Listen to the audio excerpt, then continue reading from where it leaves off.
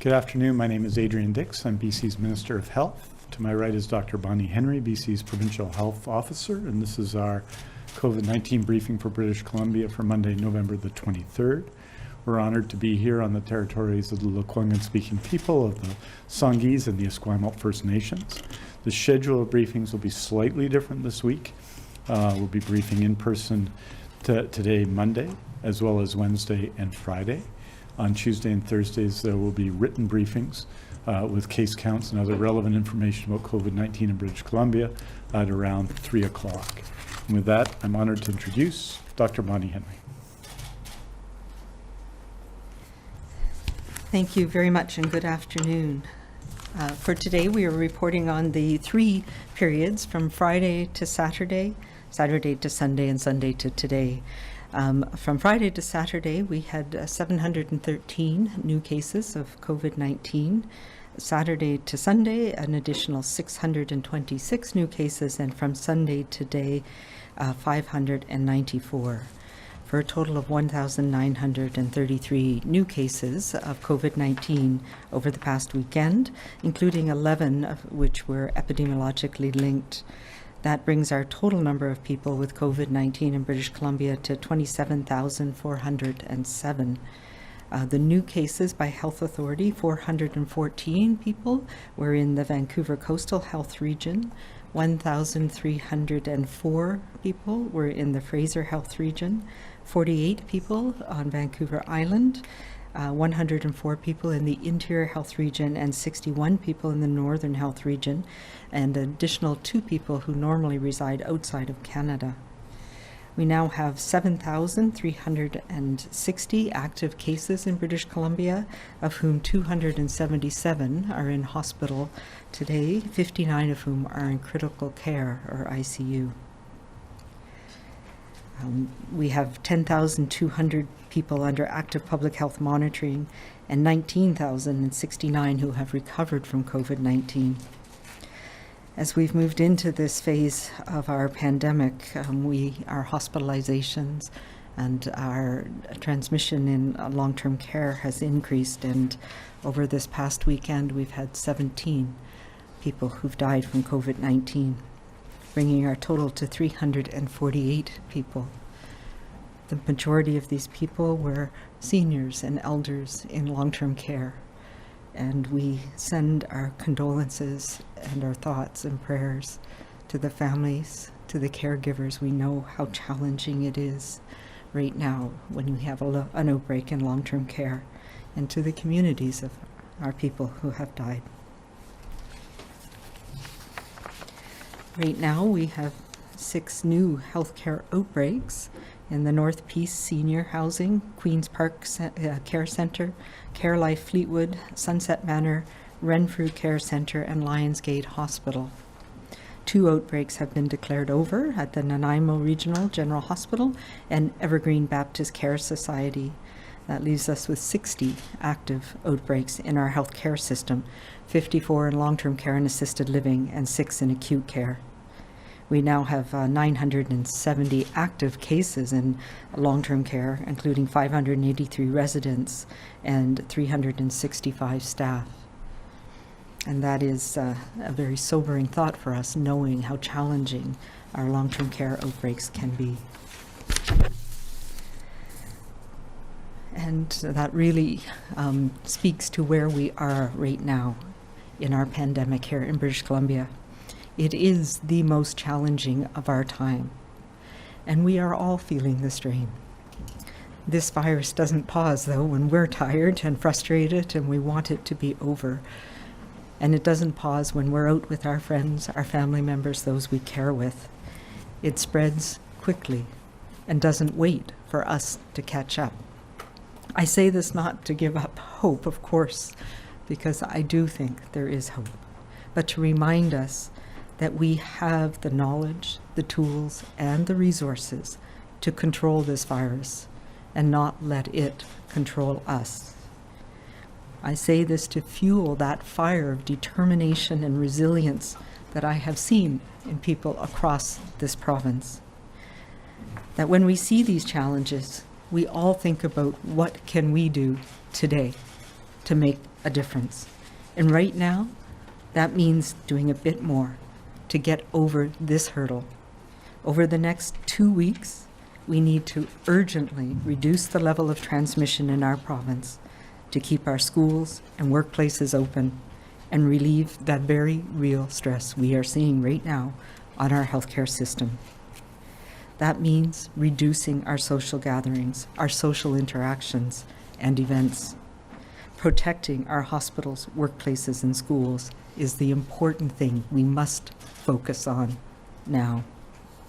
We have been learning. It's not the same as it was even a few weeks ago.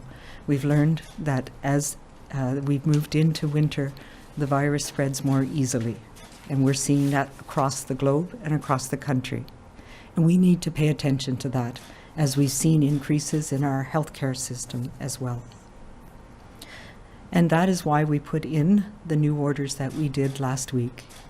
These orders that are province-wide orders are very similar to the previous regional order we had put in place in the Fraser Health and Vancouver Coastal, but there are some differences, and they do apply across the province. And to be clear, the new orders supersede what we had in place before. When new orders come into effect, it is not unusual. We get asked a lot of questions, and people want to know, what does this mean to me and the changes to me in my specific situation? And while I want you to understand the new safety measures and restrictions, I'm asking people to focus on the intent of the orders, what we are trying to do together now to address what we are seeing in our pandemic here in BC. So reducing our social interactions as much as possible. That is where we are seeing transmission of the virus, particularly indoors, but it is to those people we are closest with, whether at work, at home, our social family, our social connections. I'm asking you to put the safety measures at the top of your list every day, rather than thinking about where the gaps are, where the shortcuts are, is there a workaround, is there a way I can get around this order? Simply put, we all need to focus on making a difference today. In our homes, we should only be with our immediate household, those people we live with. That means no visits, social visits from extended family or friends. Yes, it does mean you can help your mother if there's a concern. It does mean that you can carpool to take your children to school. It does mean that grandparents can care for children. But what we mean is no hosting of gatherings, no dinner parties, no backyard barbecues, no play dates right now. This next 2 weeks is critical for us across the province. But I do know connection is important. And that's why we've said if you live alone, you can, of course, have those 1 or 2 people that are in your close bubble that you have close connection with, whether that's a partner, a relative, a friend. And of course, we know that there's connections with co-parenting and other important connections. You can also go for a walk, go for a bike ride with a friend or 2 friends. Go outside with your family. We've said this from the very beginning, and it's important that we continue to look after our mental health and our physical health. Get outside, go for a walk, keep your distance. Take advantage of when we can get outside and the places that are in your community to let off some of that concern, to get some physical exercise, to have that time with people. I have also suspended all events as defined in my gatherings and events order. And that apparently needed some details in it. So with the exception being funerals, weddings, and ceremonies such as baptisms, which have increased restrictions on them. But it does include events at hotels, restaurants, bars, and does include movie theaters and cinemas. I know this has meant delaying the opening of some very great and well thought out seasonal events like the Holiday Train in Stanley Park and the Bouchard Garden Light Display, among many others that had previously been approved across the province. Those are suspended. We need to monitor what we are doing right now and reduce the potential for social interactions. That has meant pausing all in-person gatherings and shifting to virtual services, whether they're religious services, performances, fundraisers. The vast majority of event organizers and venues have been doing a great job and have robust COVID-19 safety plans, and we know they've been working. But we need to take a pause, whether you call it a circuit break. Now, for these next 2 weeks in this province, all of us need to stop these events and pause so that we can get control of this virus. That does not include in meetings such as city council meetings or support group meetings and business meetings, but I would say as much as possible, we need people to take those virtual, to have the ability to do it virtually if you can. And if you must meet in person, and I know there are some reasons why some of these groups, it's important for people to be in person, you must have COVID safety plans in place. It must be the smallest number possible, and you must keep all of those layers of protection in place. So ask yourself, is it a gathering? Is it an event? Is it something that I can do virtually? Can we postpone it? And if it is one of these events, it is not to happen right now. This is in place until December 7th, and we will monitor. We will continue to monitor daily, and we'll be looking at what are the things, where are the issues, what are we seeing where transmission is still occurring, and we will update you as we go towards December 7th. Some people have spoken about this pandemic as a marathon with a far distant finish line. But I've come to think of it really as an Ironman race. I've run marathons, but I've never run an Ironman, where it's not one leg, but 3 different, strenuous, difficult legs. A swim, and then a bike, and then a marathon. We got through the swim, barely, this spring, and we learned. We learned quite a bit. And now we are on the bike ride. And this bike ride has some big hills to climb. And we don't know exactly when this part of the race is going to end and when we're going to move into the next phase. But we all know that while you may have to slow down when you're going uphill, we can get over the top and we can enjoy the downhill on the other side. But right now we have a distance to go, and we don't know yet where the finish line is. The next leg is not quite in sight, which means we need to gather our focus and our energy together now. When vaccines are approved and available, we'll be able to transition to our next phase, to that run that will have a finish line, to get into our rhythm and to steadily move forward. I understand that this pandemic is tiring, and the orders make it more difficult.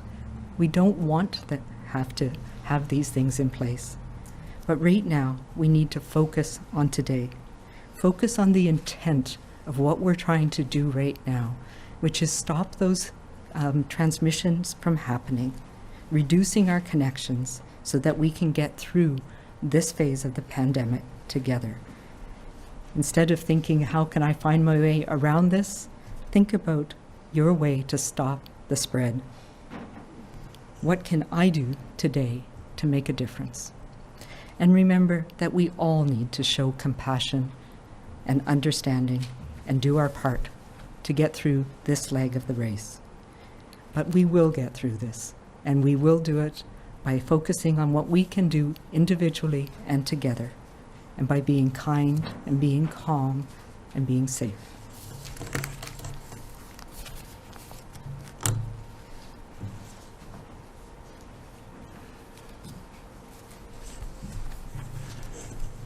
Thank you very much, Dr. Henry. And I wanted to start by saying 17 people died this weekend from COVID-19 in British Columbia, and that's was 4 from Friday to Saturday, and 8 from Saturday to Sunday, and 5 from Sunday to today.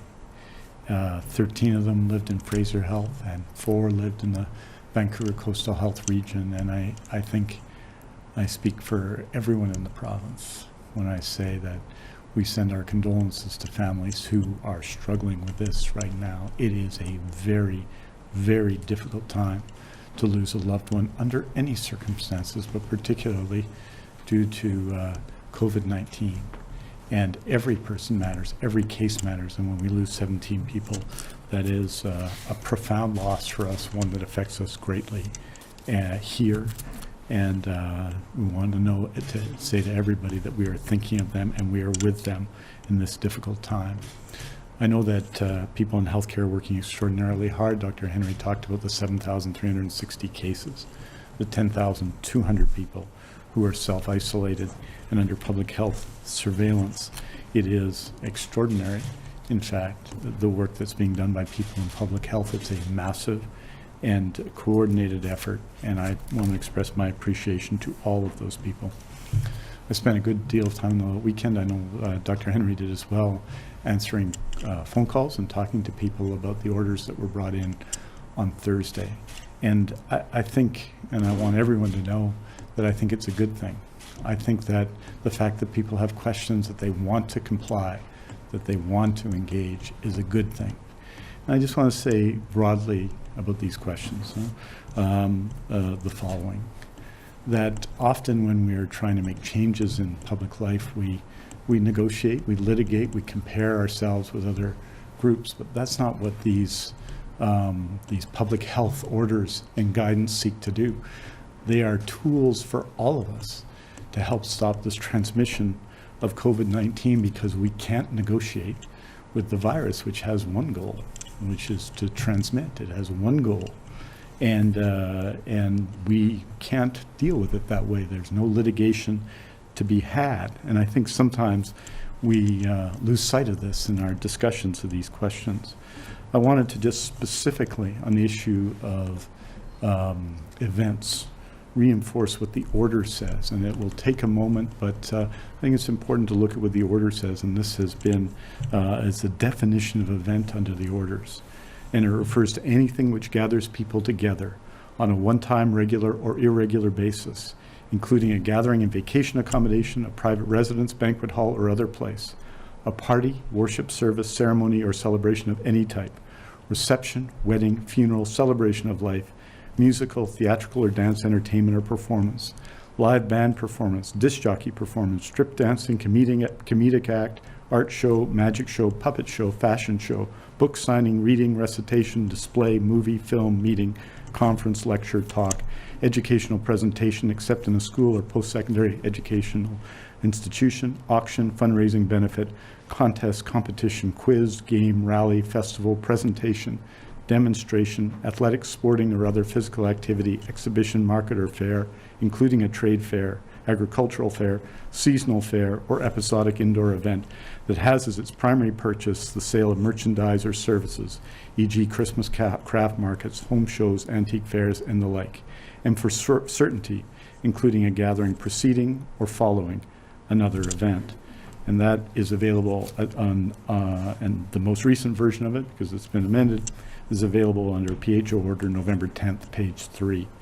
And I think what it says is that what we're trying to do here, and these are all both religious and secular events, of course, of all kinds, except with weddings and funerals and baptism, where we have a maximum of 10 people, which is itself difficult, but that is an exception from the rule. Is what we're asking people to do is to reduce social interaction in this period, that this is one of our means in our calm, considered, compassionate, thoughtful, science-based, and massively resource response to COVID-19 in BC. These are the means by which we together can fight the virus.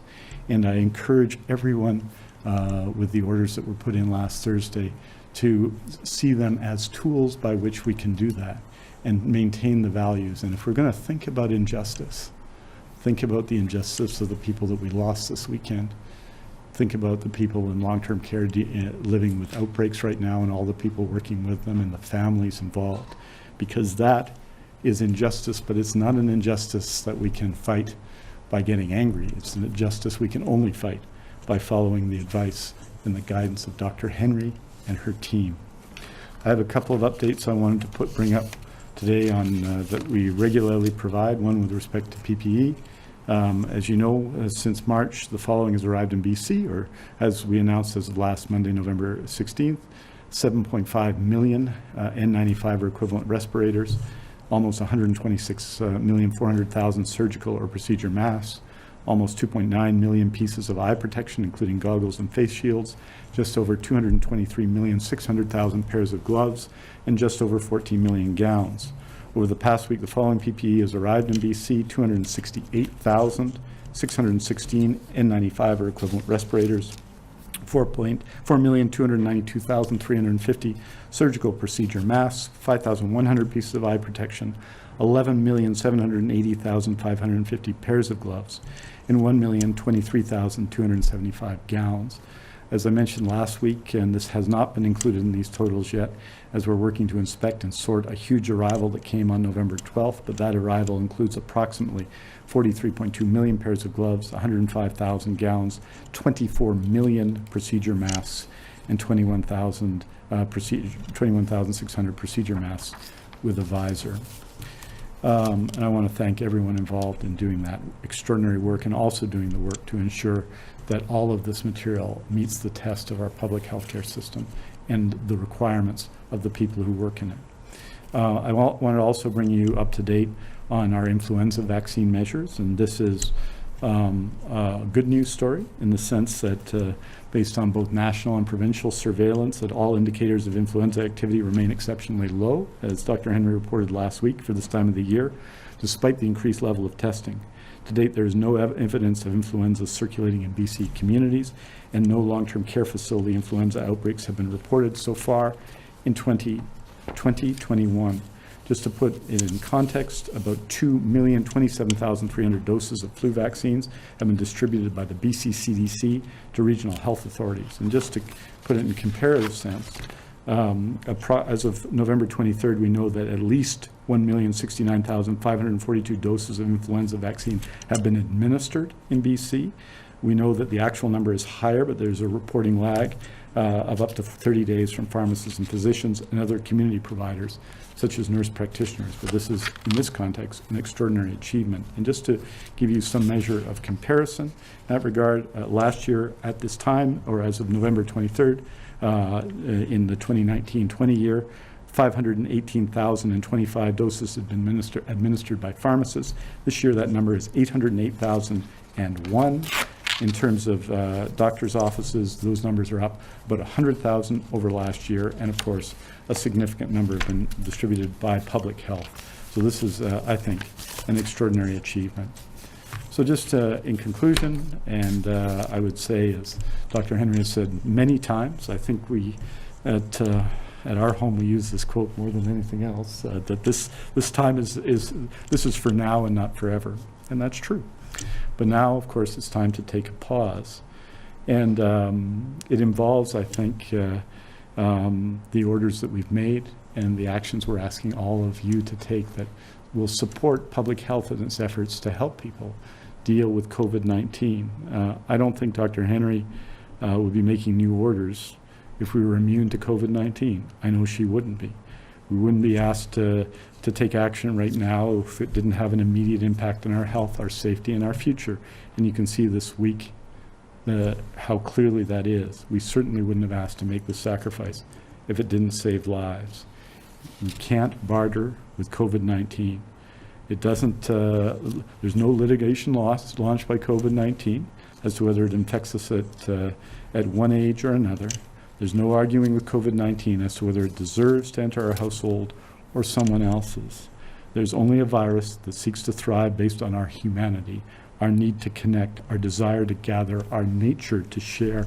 Our are all good things. All of the events I've listed, or at least just about all in the event order, are things that make our society, our life more worth living. They're the things we do together. We are social beings, and all of them, when we do more of them, tend to be an example of broader public health. It is a difficult time, but we must use the skills we've been taught. We must follow the guidance we've been given. We must fill the promise of the orders we have put in place to help keep us safe. Aujourd'hui, nous faisons le point sur le nombre de nouveaux cas pour 3 périodes de référence de 24 heures chacune. Il y a eu 17 nouveaux décès liés au COVID-19 durant ces 3 périodes de référence et nous offrons nos condoléances aux familles et aux amis des 348 personnes décédées du COVID-19 et à tous ceux qui ont perdu des êtres chers au cours de cette pandémie. À ce jour, 19 069 personnes dont le test de dépistage de COVID-19 était positif sont maintenant rétablies. Pour la première période de référence, c'est de vendredi à samedi, nous avons eu 713 nouveaux cas. Pour la deuxième période de référence, de samedi au dimanche, nous avons eu 626 nouveaux cas. Au cours des dernières 24 heures, 594 nouveaux cas se sont ajoutés. Et il y a maintenant, parmi l'ensemble, je veux dire, des cas confirmés de COVID-19, 277 personnes sont actuellement hospitalisées, dont 58 en soins intensifs. Merci beaucoup. Thank you very much. We're happy to take your questions. Thank you, Minister. As a reminder to everybody on the phone, please press *1 to enter the queue. You are limited to 1 question and 1 follow-up. I would also ask that you please take your phones off mute. You will not be audible until your name is called. First question today is from Vaughn Palmer, Vancouver Sun.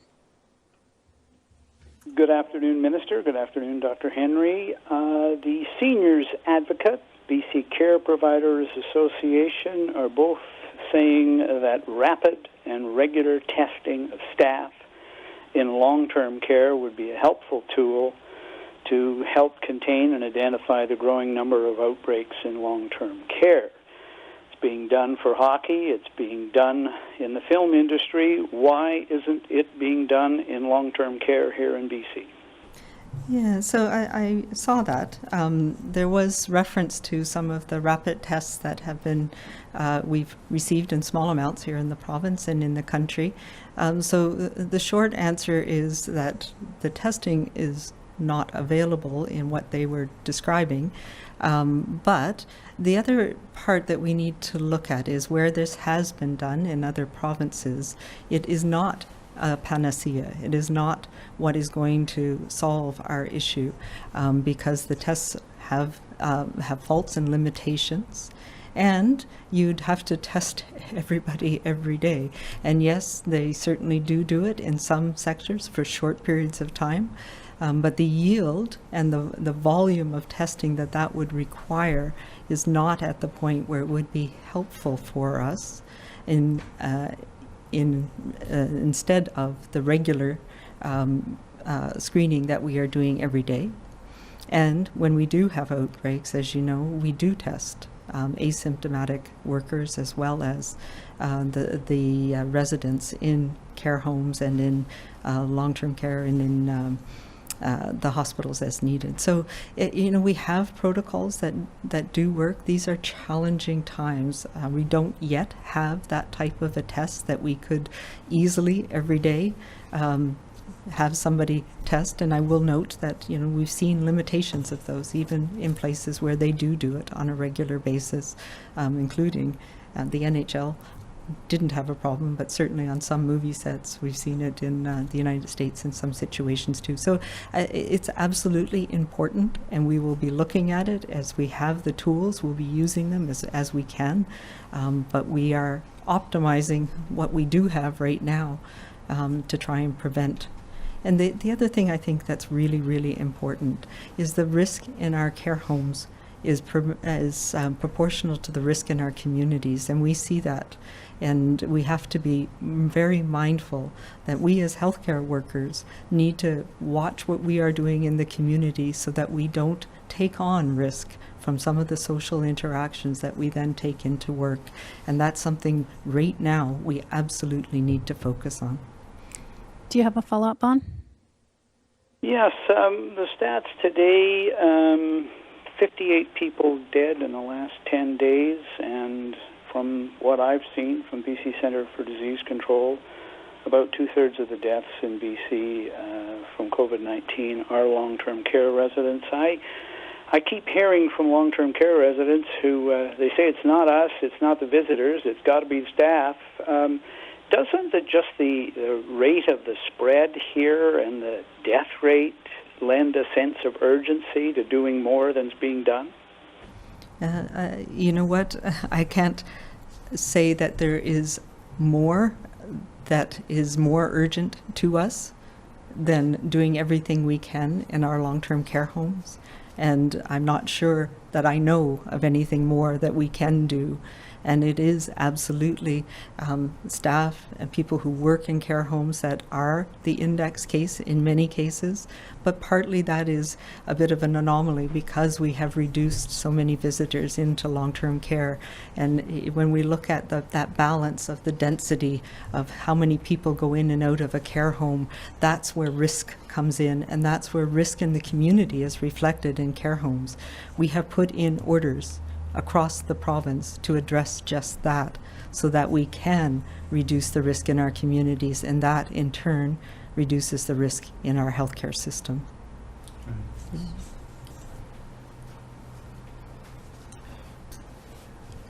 I think just to say that the investment and the effort has been massive here, and in a comparative sense, one of the reasons, the principal reason, and it's embedded in what you said, Vaughn, that we have lowest rates of mortality of equivalent jurisdictions. The jurisdictions 5 million or more in North America. I think there are 27 of them, and BC has by far the lowest rate of mortality in that group of jurisdictions, states, and provinces, is because of the efforts being made in long-term care, which have been massive in terms of PPE, the single site order, and all the other measures that have been put in place.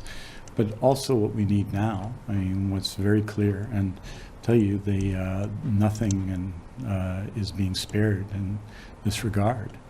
And I think, I mean, we feel it every day because I don't think people, families in long-term care in BC really think very much about what's going on in Winnipeg or what's going on in Nova Scotia. I know our family doesn't, I know other families don't. So I appreciate that every single case, every single outbreak is of concern and of consequence and requires a massive response. And we would love it if there was a single or an easy response to that. There's not. I think the combination of measures that we put in place have been more effective than other places, but that doesn't mean the losses haven't been tremendous and that we don't feel them. Everyone working in the system feels them, and all the families feel them, and especially those who've lost loved ones feel them. So the effort will continue. There's not a day goes by when we don't talk about what more we could do to address the situation in long-term care, and we're going to continue to do that in every moment and every step. As Dr. Henry has said, let's talk about the use of rapid testing and so on, and has been told to me and others, and people will note this, that places such as the White House used a lot of rapid testing as well, but it is not sufficient in itself and can cause its own problems because of the issues with the tests themselves that Dr. Henry has enumerated. So we're going to keep doing everything we can and take every piece of advice we can. I know the care providers provided a report this weekend that I've read through carefully. I obviously read in detail the Seniors Advocates report. Certainly in the areas in which they have specialty, we rely on them, and the areas where Dr. Henry and public health has specialty, we rely on public health. Next question is from Richard Zisman, Global News. Dr. Henry, there are a number of holiday events, as you mentioned, that are being canceled. There are others that are wondering if they qualify in terms of the fact that they are done within a vehicle where someone can drive through a light show. Are those events okay during this time period where the restrictions are in place? And what is it about the outdoor events like the Stanley Park Train or the Butchart Gardens that have you concerned around spread? Yeah, so right now, for this 2-week period, the events order does not discriminate between indoor and outdoor events. So everything is on pause. It doesn't necessarily mean that things need to be cancelled, and we are looking at, if we are able to get into a place of control, then some of these lower risk events may happen again. But right now, we need to stop all of those opportunities for us to congregate, to go out and do things socially. So right now, all of the events are on pause. Do you have a follow-up, Richard? I do. One of the things that was raised over the weekend from spiritual leaders, faith leaders, was, why are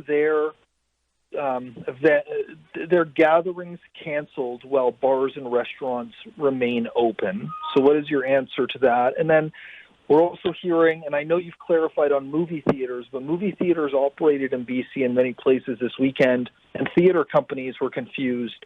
So why do you think that confusion happened when movie theaters were able to operate while theaters shut down? Yeah, so I can't say where that came. It was quite clear in my mind where the events issue was. So we clarified it today that movie theaters do fit into that. And it's the intent of the order that we reduce those opportunities for social interaction. And events at bars and restaurants, I know they were having like live music events, other things, those are also suspended for now.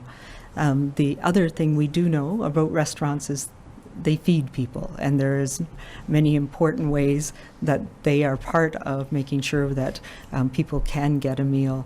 So that is one of the reasons why restaurants are not events. They also have very detailed COVID safety plans, and we know when those plans are followed that the risk is low, and that includes no more than 6 people to a table, no table hopping, wearing of masks, and we've supported that with the order that will be coming around where people need to wear masks in indoor public spaces. So it is an important part of many communities being able to, and many people being able to get a meal.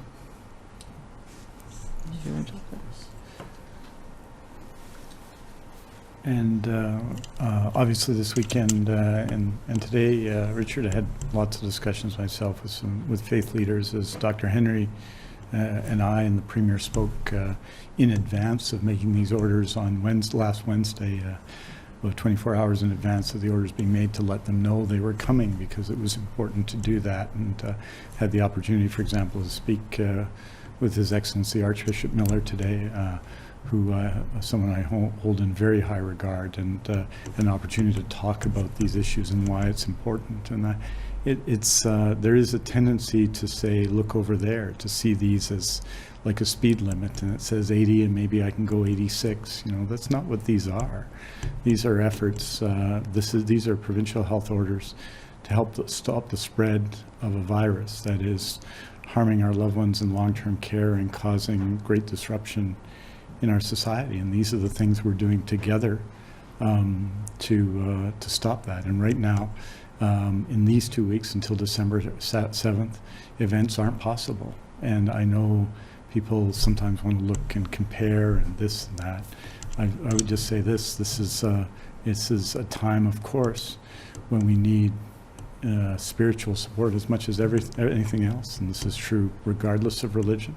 This Sunday is the first Sunday in Advent, and ordinarily I know where I'd be that day, and it's a significant loss, particularly right now, particularly in our congregation and in lots of congregations around the province. So I know that there is loss, but the effort to get the message out virtually and to have virtual services is really important, because it helps us stop the spread of COVID-19.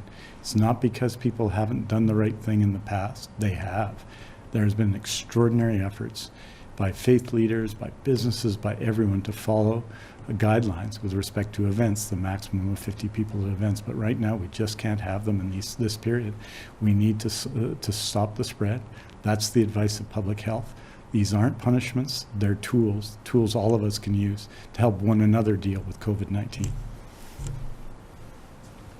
Binder Sajjan, CTV.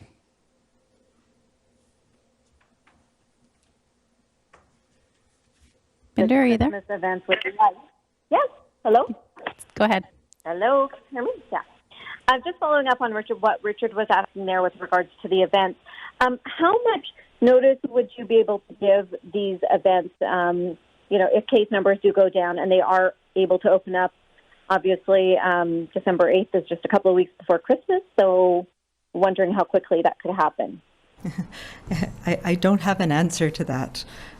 Clearly, we are watching things hour by hour and day by day, but we will have a good sense of whether we're making progress or not, and whether we need to adjust. There may be certain things that we're seeing are becoming challenging areas where transmission is happening. There may be need to extend orders. But I am confident that if we do the right thing, we will make a difference. We're not trying to get rid of this virus. We've come to the realization that it's not possible to get it back into nature, to have 0 cases in our setting, because of the movement of people, because of where we're situated geographically, and because of the climate and the conditions that we're in right now.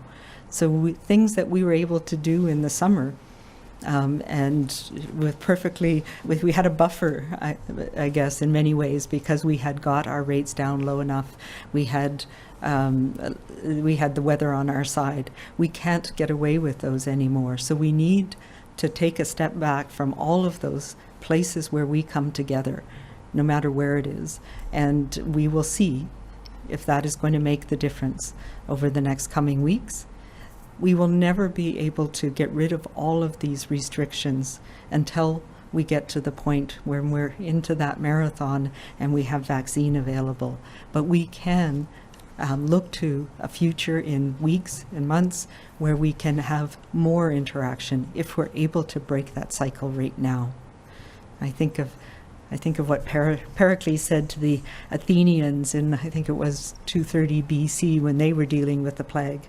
We need to put aside our private sorrows and concentrate on securing our common safety. And that is where we are right now. Do you have a follow-up, Pinder?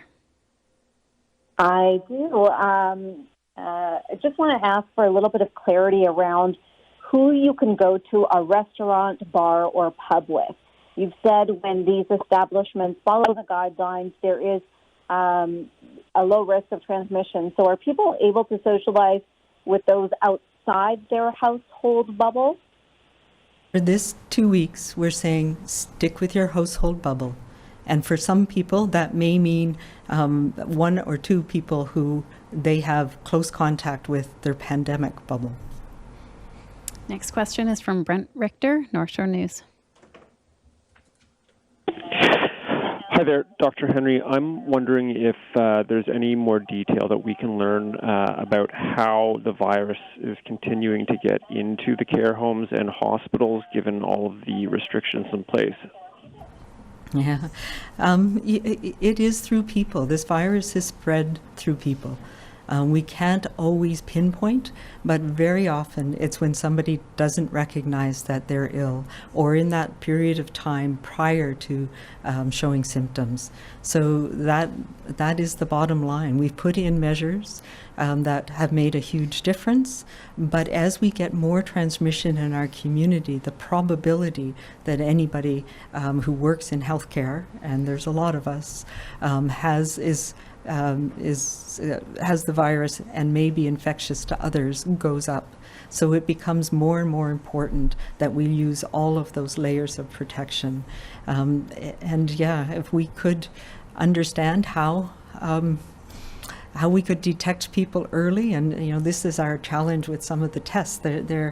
We had a lot of really high hopes for some of these rapid tests, but what they're showing is that period of time just before, where people are sometimes most infectious, just before they start to show symptoms, is also the period of time where the tests work least well.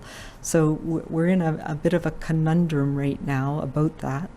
The other thing, of course, is that the tests that we have are all right now based on a nasopharyngeal swab, the rapid tests we do. So we're hoping that we can get some easier tests. People don't like having a nasopharyngeal swab every day, and that can be very challenging for people, and then they avoid it.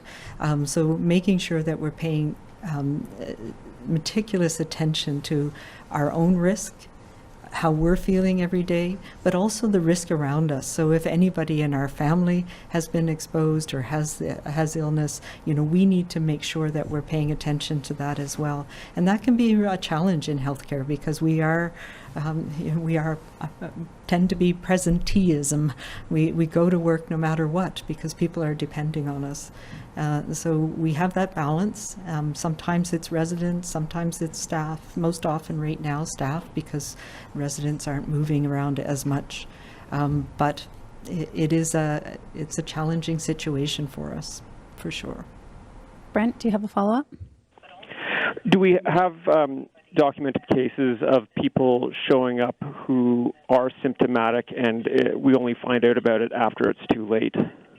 Yes, absolutely. I mean, that is unfortunately the situation, that people don't recognize that they have symptoms, or they're at work in the 24 hours before their symptoms start. And this is why we have now moved as well to universal mask wearing in our healthcare settings. These are things that can help.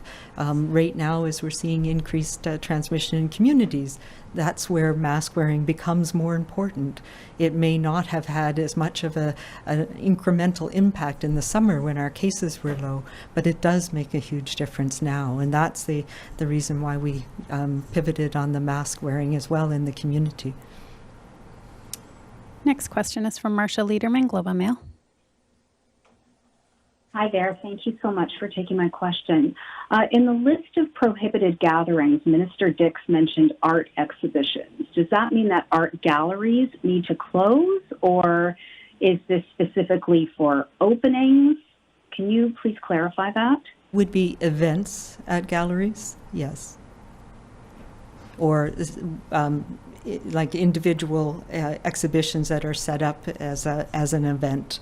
So there's some more definitions about what that means, but yes, that's what it would be. Marcia, do you have a follow-up?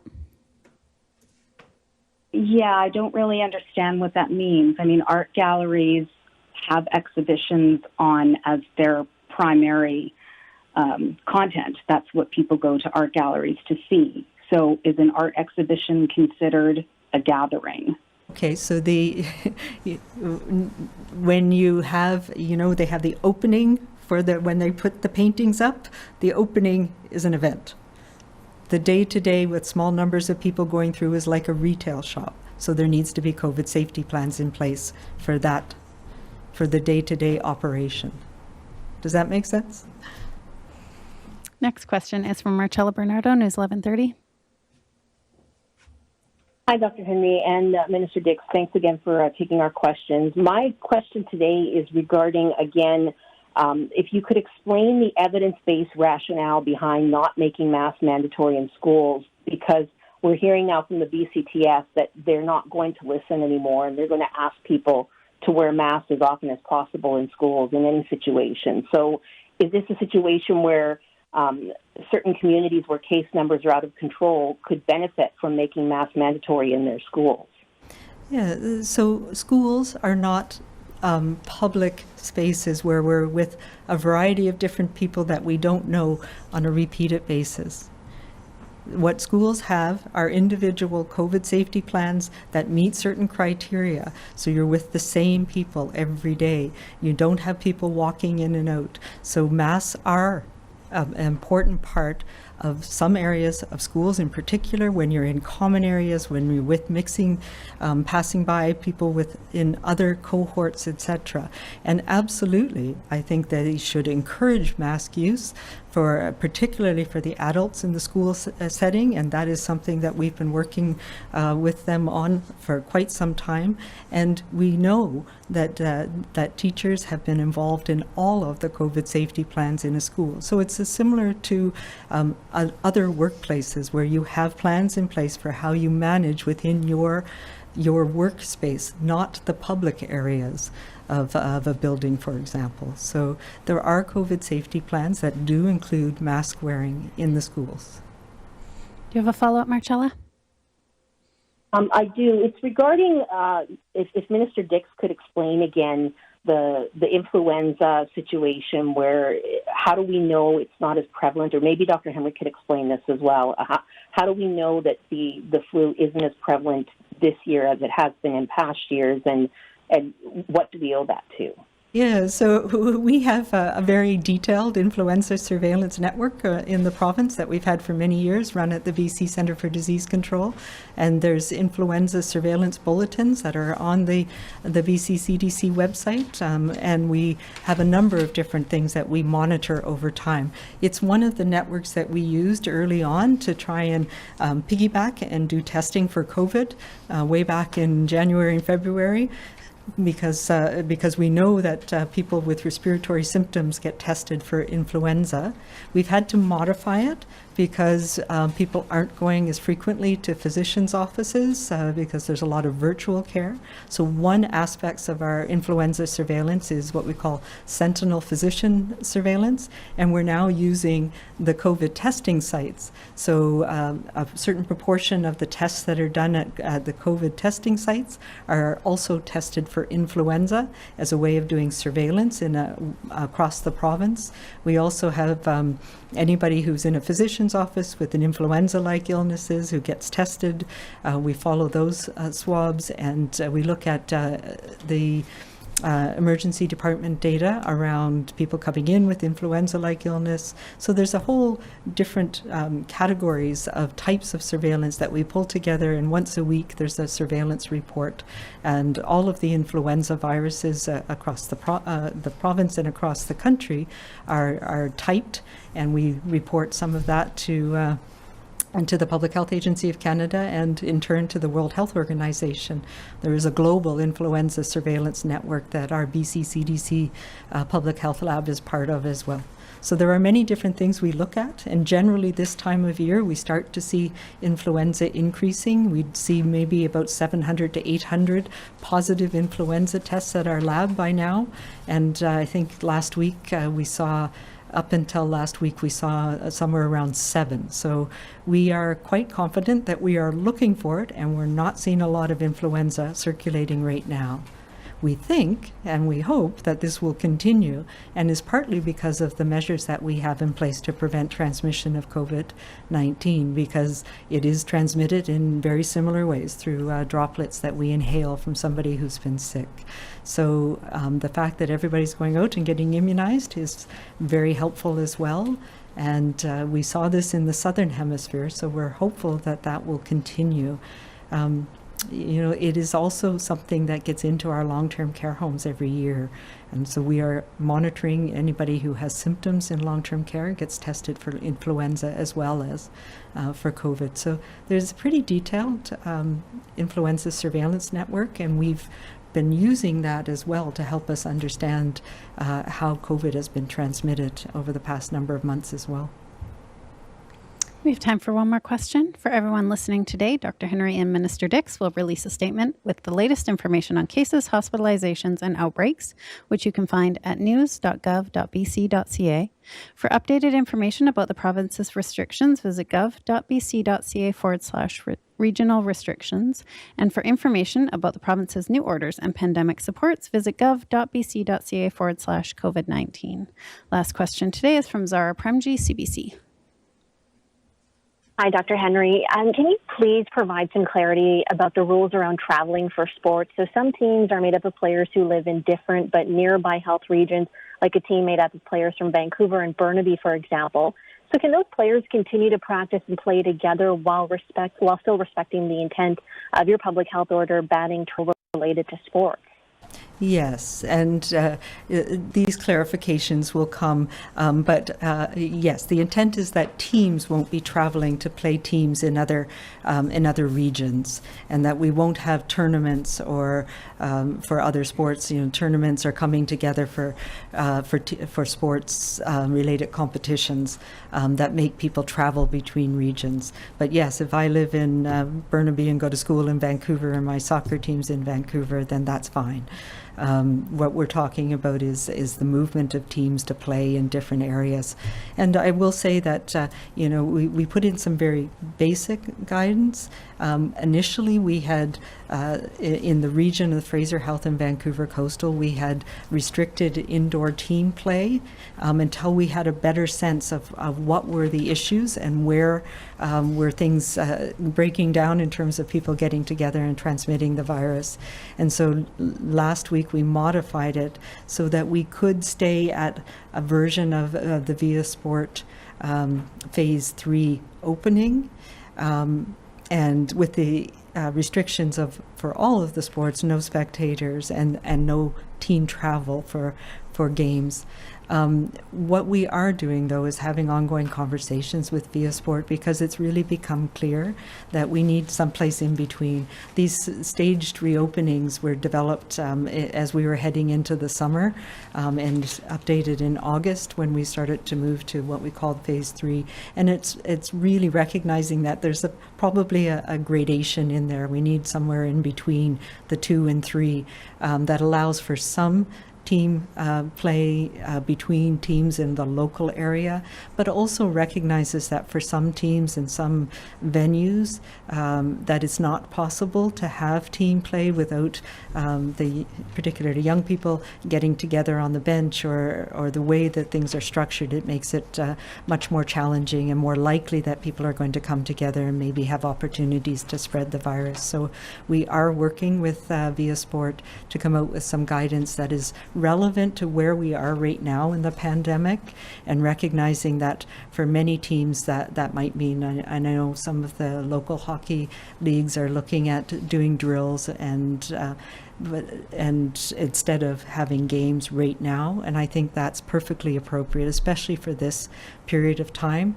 and then we can look at how we go. The intent that we had was to make sure that we still had opportunities for people to participate in sports. We saw that in physical activity, and we saw that early on in the pandemic when everything was stopped, that it really had a detrimental effect, particularly on young people. So we want to get those opportunities to continue, so the ways that they can be done the most safely for your team in your community is what we're asking people to do right now.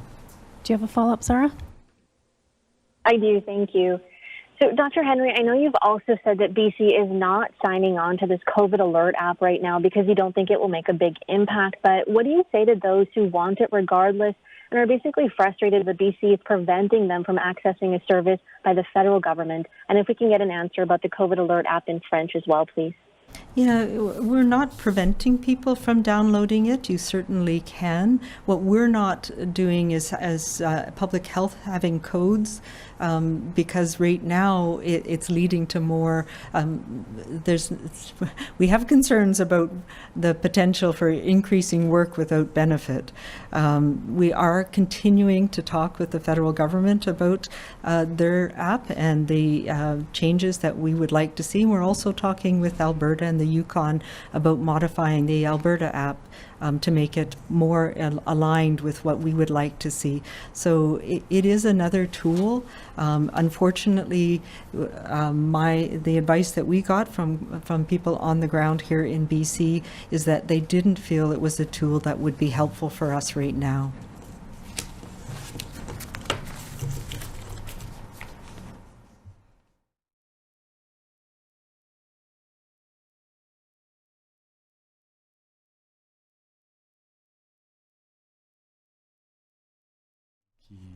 Sont en train de protéger des gens en Colombie-Britannique et travailler avec des gens en Colombie-Britannique, on conclut que l'app tel qu'il est actuellement n'est pas utile pour nous, pas encore utile. Donc on travaille encore avec le gouvernement du Canada, le gouvernement aussi, le gouvernement d'Alberta, le gouvernement de nos amis au Yukon, pour essayer de trouver les moyens pour améliorer cette situation. Et donc, on travaille avec nos amis fédéraux et on va laisser les décisions et les recommandations sur cette question aux spécialistes dans le domaine ici en Colombie-Britannique. Ce n'est pas une question politique. Je sais qu'il y a des gens, bien entendu, qui font campagne sur une question d'une app. Il faut avoir une app. Mais je pense que dans une période de pandémie, ce qu'il faut, c'est une utilité et une démonstration de cette utilité avant de lancer dans ce projet-là. Donc, on travaille avec le gouvernement fédéral, avec d'autres provinces. On va continuer à le faire et j'espère un jour, on va avoir quelque chose qui va marcher tel que pour le système de santé en Colombie-Britannique et pour des gens de la Colombie-Britannique. Merci beaucoup. Thank you very much. We'll see you on Wednesday. Thank you for joining us.